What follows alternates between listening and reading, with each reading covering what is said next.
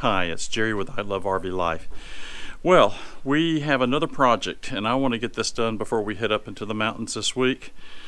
I don't think it's going to be too bad, but let me show you what I just bought. I got us a 55-gallon aluminum transfer tank. With fuel prices right now, I am going to be looking for every discount that I can possibly find. Follow me along and I'll show you how easy, I hope, it will be to put this thing in.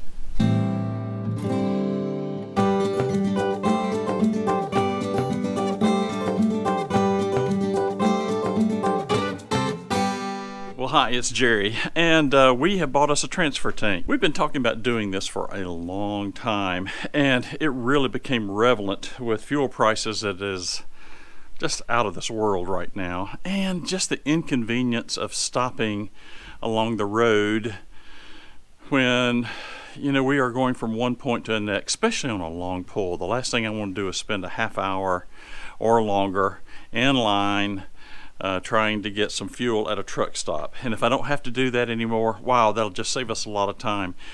Quickly here, let me just share the experience that Joan and I just had with fuel prices. We were in Florida a couple times. We went down to Daytona, and when we left Daytona, I went to a Murphy's and paid $3.38 for diesel. I know all you folks out west are going, oh my gosh, how reasonable. That changed quickly. We had to recently go back down to Tampa to pick up our new fifth wheel and then come back, and fuel prices were the swings were huge, anywhere from $4.25 going down to coming back up. It was $4.35, and in some places we saw them even $4.65 coming up the highway at some of the truck stops. Oh my gosh, we're talking, I don't know, I think over in about a 4-week period, we blew through over $500 in diesel fuel. Part of it in pleasure, and part of it was going to get the new fifth wheel. We got to do something about that. I can't tolerate that going forward if I don't have to. So now we're going to be able to shop for fuel, and we got us a transfer tank. Let me show you what it looks like. I've already put it back here in the back, but it hadn't been installed yet. This is a 55-gallon tank. It's an RDS transfer tank. It was key that I got this style. It's not slid all the way back yet. I'll be doing that in the install. I've just set it back here for now, getting some measurements. I got this at Northern Tool. This is not a sponsored video. I paid for this with our own funds. So however it goes, all falls on Jerry and no one else. What I do like about it, it does have a gas gauge. It's got two filler spots, and I will be putting a filler spot here in front. One of the things that was very, very key, you'll notice here, I want to make sure that this tonneau cover covers it well without any problems, doesn't bump into it, and I've got about a ½ inch of clearance. Yay, worked out perfect. Also over here on this side, I've got a drain port that you'll be seeing here that I'll be putting the transfer adapter that will be going in. I'm going to be installing that too on the fuel neck. So I don't think this is going to be too bad. A couple bolts to get it put in, drill a hole to go down to the bottom, and then we'll have to get a little dirty crawling up underneath. I don't think this is going to be too difficult. It did come with an installation kit. That was part of it. I think, just kind of give you an idea for price, with the installation kit was somewhere around, I want to say $635 is what I paid for it at Northern Tool, and then the filler kit was another $35 on top of that. That should be all that I need.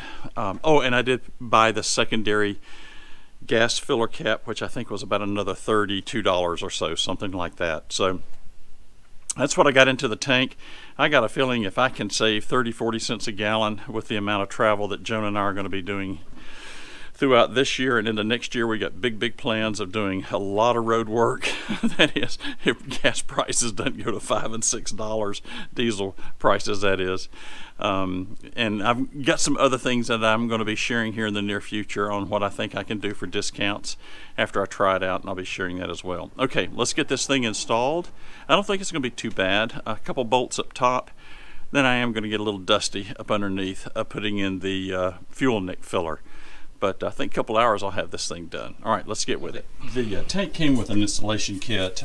This rubberized material here to give some cushion here to the bottom side of the tank. As a matter of fact, if you don't use this, it validates the warranty on the tank. So you want to make sure you'll use this. I'll show you how I'm going to put it back here. And it also came with some instructions, basic instructions, and then a kit that with screws, washers, and then load springs that go up underneath it to, again, to make sure the tank is secure, gives it just a little bit of flex and movement. And again, if you don't use this, it validates the warranty. Okay, let's head back here and let me show you how this padding is going to go back here. They'll give you a lot, so if not much is needed. So you can see here, if it'll show in the video, I laid the tank down here, and then I went here with a marker. You can barely make it out. There's some black lines here where I used a Sharpie on this Rhino liner, and we'll go ahead and put some of this down, and then we'll start drilling holes in my bed. Hate doing that.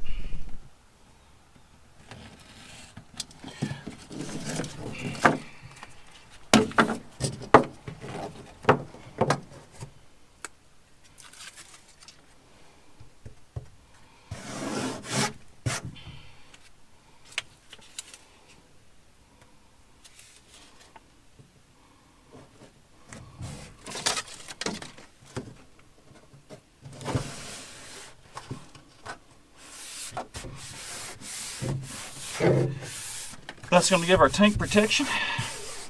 That's perfect. Let's go start drilling some holes.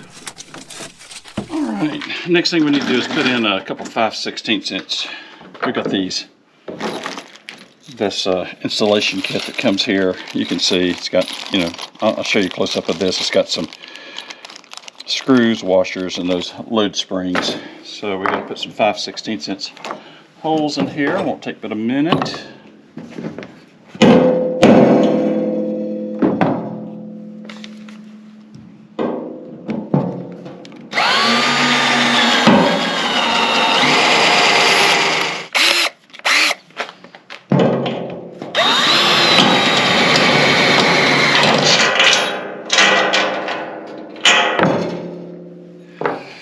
Now let's go drill the hole to run the hose. All right, let's get this put on. Take that out first.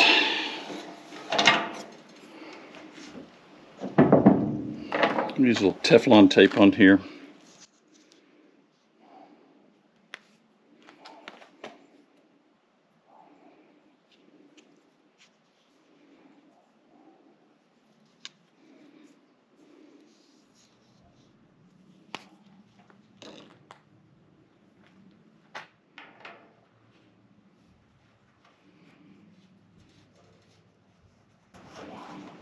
There we go.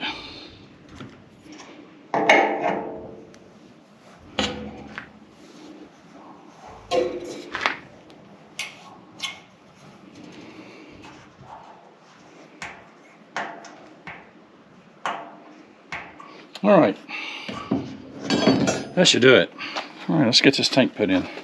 All right, we're going to start putting in the auxiliary tank installation kit. This is the piece that's going to be going connecting to the main filler neck that will go to the tank. It's made for Ford's 99 to current, Chevy GMC 11 to current, and Dodge's 99 to 12. So you can see right here, there's the model number that I used for this one, 1.5 inch fill lines. You can see here it's got all the pieces and parts, extra hose if you need that for anything. This is the main item, and it's got a ball valve in it, and there's instructions here which direction it should go. It should also mount up, so I'll have to take time to do that. Hose clamps and a good old fuel hose. So let's go drill a hole where this will go through. And then I also have, you can get these off Amazon. I'll put a link down below. These are rubber grommets, and I'll be using that and the metal after I drill the hole to keep the metal from wearing a hole into the fuel line. You know, something like this, just a couple dollars. If you're going to ever do any kind of projects where you're going to be drilling holes in metal or wood and you're going to run wire or anything through it, spend you a couple dollars and get you this little rubber grommet assortment. It's cheap and fantastic insurance. Okay, let's go drill some holes back here. I got to put the tank back first. All right, this is the time we start drilling holes. And I've gone down and looked underneath to make sure that I'm not going to run into any fuel lines. I've got airbags on here and the electrical wires. I'm just going to barely pop through the sheet metal again, just to be ever so careful.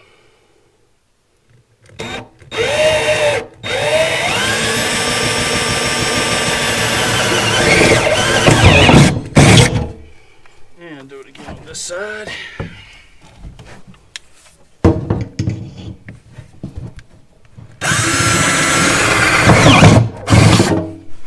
So here's my first one. Good. And there's the other one. So one of the things they told me is do not mount into your bed rails. You've got to have some flex with this. And these bed rails, just to let you know, if you ever want to do one of these bed rails and the bed of the truck is on these rubber mounts, and you could cause stress on that tank, and you never would have caused stress on the tank. All right, easy breezy. All right, as you'll see over there in the corner, I got my chief mechanic out here helping me. Somebody's got to hold it from the top. Good job, Tony. All right, here we go, girl. This will take me just a minute to get situated here, and then it'll go fast.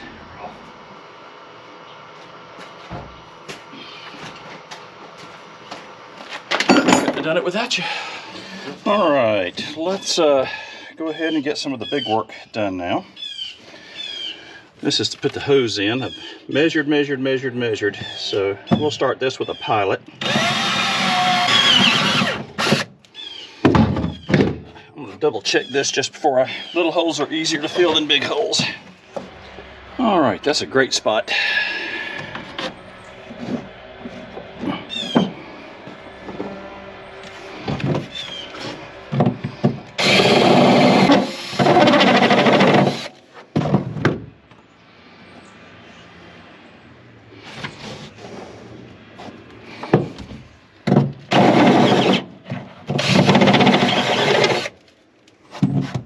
All right, let's get this started.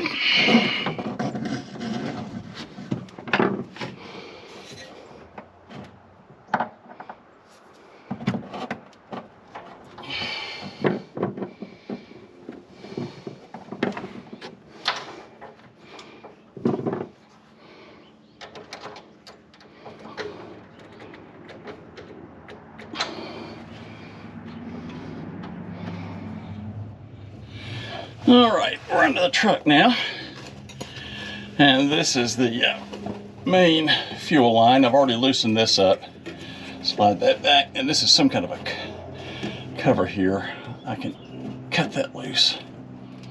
I'm not going to need that.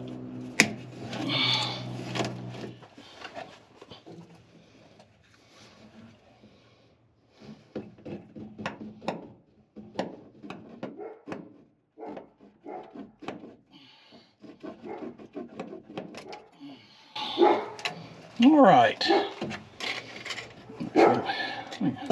get a rag and clean that trash out. Just get that trash out of there so it won't end up in my fuel filter. Perfect. Perfect. All right, get our clamps on here.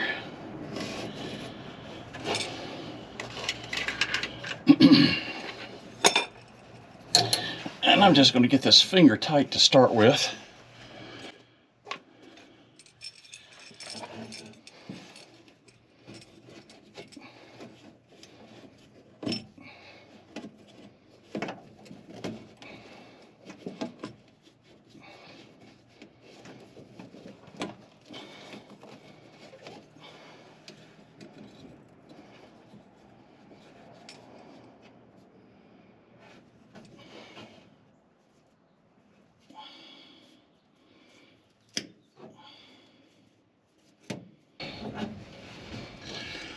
I'll move the camera around in just a minute and let you see what the final product here looks like.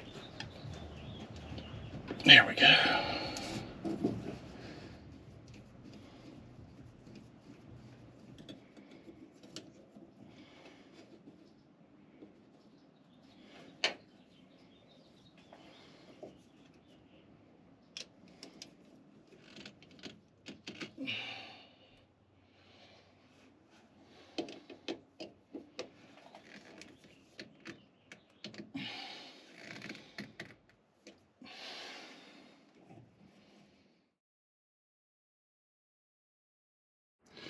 Show you what it looks like. So this is where I did booger it just a little bit right there, but we're going to be okay. The piece of pipe adapter actually comes back here, so we've got a good grip, good tight grip. You can see where the hose comes in from the top to the filler valve here, and then just took out about I don't know, maybe 2.5 inches here. I just slid right in place and put these clamps on. Easy breezy. Took me maybe 20 minutes, and maybe 15 of those was trying to get this very, very hard fiber reinforced filler tube cut. So I used a Sawzall blade with a handle that I have, and it just zipped right through it. I did have to pop it a little bit with a pair of side cutters to get it started, but once I did that, it zipped right through it. So that was that bad dick right there. So all right, the last thing I've got to do, you'll see a vent here, and there's no pressure on this, so I can just slip this on like so. I don't have to worry about putting a clamp on it. It is just to allow this to vent so that when I, open up the drain here, it doesn't build up pressure. I don't have to pull one of these caps off. So if it's, especially that's important, like if it's raining, I don't have to fool with it. So all I've got to do is put it back here. I'm gonna lace it up back here. I am going to put like a loop in it. That's all there is to it. I'm going to take my tie wrap it back. All right, there you have it. So here's the finished product. 55 gallons. Still have a little bit of space back here behind the hitch if I need to use it for some sort of storage. Right now, I don't know what that might be. I probably will not use that side for any type of storage. Just because of the hose that's located there. And then of course I still have a little bit of space back here as well, so that's going to work out pretty good. So just show you a few features here. I've got a gauge that I can use. Here is the fuel cap that I had to put on. I had to buy that because the one that it came with, this actually had a plug in it that just came out, and just bought that extra. And I couldn't use the one back here in the back just because of the tonneau cover. It's my fault, not the tank's fault. But that's going to work out great. It's going to be easy to fill. Here's my here's my fill on the side of the truck, so I'll just put the fuel in there and then lean it over here and finish it up. And here is the vent hose that have that kind of looped to where we won't be getting fuel spills, hopefully, in the truck. We'll just kind of keep an eye on that as time goes on, see if we get any fuel spills, but I don't think that I will. Have it tilted up. And then you can see the drain valve here, and then going down into the bottom with the rubber grommet that I have to protect it. And I showed you the bottom already, what it looks like, but to feel is just, turn that on and that turns it off. I think that turned out good, and it is flat in here. I don't think it's going to go anywhere. That's awesome. Just keep an eye on it and see how it's going to do. All right, well, job's done. There it is. I think it turned out really, really good. I'm pretty pleased with it. It really wasn't a hard job. It only took me a couple hours. The sun is setting. It takes me a little bit longer with camera placement and those types of things, but I'd say a couple hours to do something like this. Here's your tips if you're going to do this. Measure, measure, measure, measure. Measure your truck bed before you buy the tank, before you ever buy the tank, to make sure this is the one you want and it's going to fit. And these RDS tanks, and there's others out there as well, they've got all types, all sizes, all capacities. There's all kinds. Again, this is 55 gallons. I've got a 36-gallon tank. So, you know, you kind of have to look that you never use all 36 gallons, right? So if I usually consider 33 to 34. I probably won't be able to get the last gallon out of that tank, but you know, if I can get 80 gallons, 85 gallons, realistically, I get out on the road pulling the camper, I get, depending if I'm going to Florida, I get 11 miles to the gallon. If I'm up in the mountains, I get about 10 miles to the gallon. But at 10 miles to the gallon, you know, that gives me roughly 800 miles. And you know, we usually try to keep our trips, we use what we call the 330 rule, 3:30 in the afternoon or 330 miles, and then we start looking for a place to stop. It's not a hard, fast rule. As a matter of fact, we just broke it about 5 or 6 times, but definitely try to keep it under 400 miles. So, you know, at that, that allows me to literally look at a state that has lower fuel prices as I'm going into another state that might have higher fuel prices, and actually save me some money. So doing that, and then just the convenience of not having to pull over in a truck stop is you know, really great. I was able to do the project for under $700, so well under $700.